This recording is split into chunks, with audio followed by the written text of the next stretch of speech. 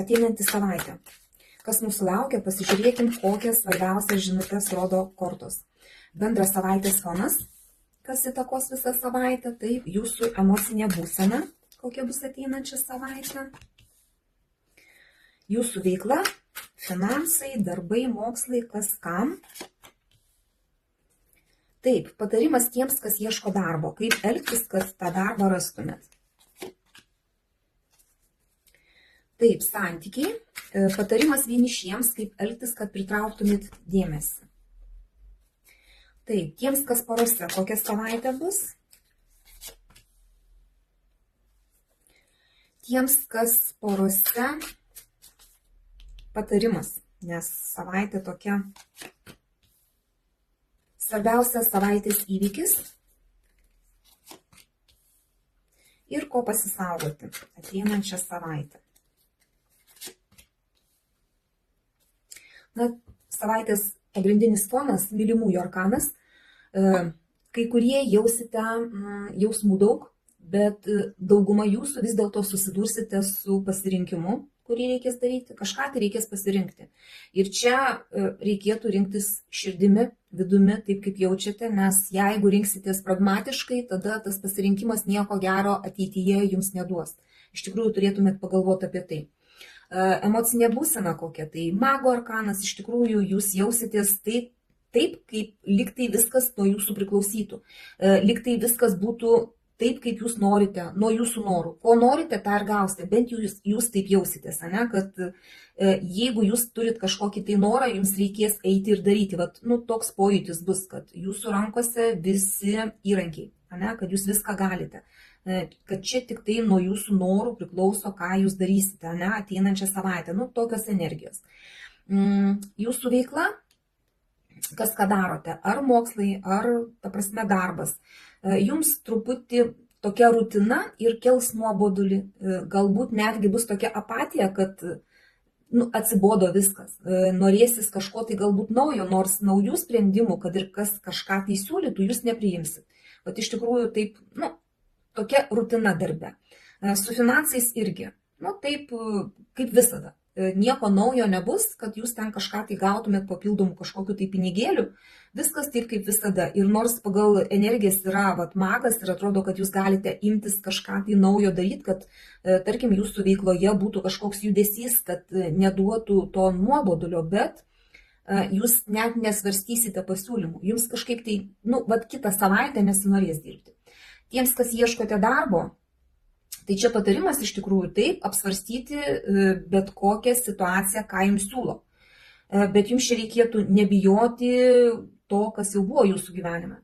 Ta prasme, jūs šiandien kaip ir nenorit gal priimti kažkokių pasiūlymų, kuriuos jau turėjote, arba nenorite dirbti tokio darbo, kurį jau dirbote. Nes čia jūs kažkaip tai kaip ir slepiatės kaip už tokios nematomos sienos, o jums reikėtų iš to išeiti. Taip reikia apgalvoti, ką jums siūlo. Taip reikia rinktis įsivertinant praeities kažkokias tai klaidas, bet nereikia būti pastoviai nusiteikus taip, kad lyg tai jūs kažkas tai puola ir kad jūs kažką tai nori blogo padaryti. Truputį gal, pervertinti savo pačių elgesį, kad jūs gautumėt kažkokius tai pasiūlymus arba iš viso, kad gautumėt tą darbą, kurio ieškote. Truputį gal lengviau pažiūrėti situaciją. Taip, įsivertinti praeities nueitą kelią, ką jūs mokate, ką jūs galite, ir ieškoti galbūt tokio darbo, kurį jau darėte, kurį jūs jau žinote, kurį pažįstate, o ne kažką tai naujo. Ir tada turėtumėt gauti. Bent jau toks patarimas, kad jūs rastumėt darbą. Santykiai. Patarimas vienišiems, kaip elgtis, kad pritrauktumėt dėmesį. Čia monetų karalius. Čia jeigu vyrukai, tai ieškote, kaip pavyzdys, tai jūs turėtumėte elgtis solidžiai, parodyti, kad jūs niekur neskubat, kad jūs turite resursus, kad jūs turite tvirtą pagrindą po kojomis. Mergaitės lygiai taip pat, nors čia ir monetų karalius, bet jums irgi reikia stabiliai jaustis ir suprasti, kad jūs esate vertybė, kad jūs save vertintumėt patys, kaip šitas karalius, sėdė savo soste, stabiliai, žino, ko jisai vertas, žino, kas jisai toks yra, ne? Ir taip save rodyti kitiems, kad jūs ne kažkoks vargšiukas ten kažkur tai, ne, kamputis sėdit ir kad pažindykite su manim, nes man reikia tos pažinties. Ne, jūs stabilus, jūs rodykit, kad jūs renkatės, kad jūs čia esate svarbus žmogus, tiek mergaitės, tiek berniukai, ne? Va toks jūsų elgesys pritrauks dėmesį. Kai jūs ne vargšas kažkoks nabagėlis, o tiesiog aukštai pakeltą galvą einate per gyvenimą, va taip, rodykit savo tokį vaizdą, ne, kad pritrauktume dėmesį.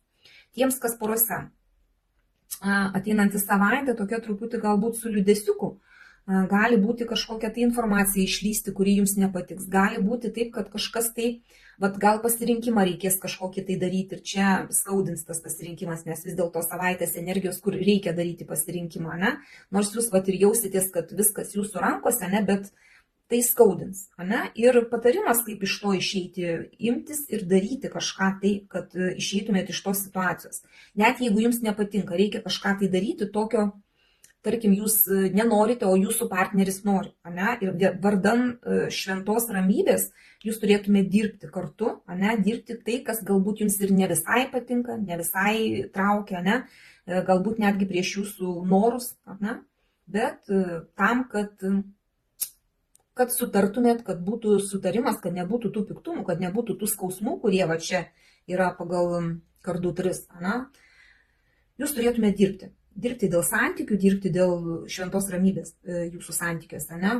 Tokios energijos ateina kitai savaitė. Net jeigu čia ir žinot, kažkokia informacija ateina jums, kuri jums nenaudinga, darykite teisingus pasirinkimus pagal mylimųjų arkaną. Tada viskas turėtų būti taip, kaip, geriau jums. Svarbiausias savaitės įvykis - kardų tūzas. Tai čia bet kurioje situacijoje gali būti, ne? Kažkoks tai, kažkokia mintis šovė į galvą, kažkoks tai nušvitimas atėjo, arba kažkokią informaciją gavot, kuri, kaip eureka, ne? Kažką tai sužinojot. Ir tas įvykis, ne, šovė į galvą kažkokia mintis, galbūt, ne? Galbūt darbė jūsų, galbūt šovė kažkokia į galvą mintis, ne? Galbūt pasiūlymą kažkokį tai gavot, ne? Nes tai yra bendras kortų skaitimas ir gali būti vieniems vienas dalykas, kitiems kitas.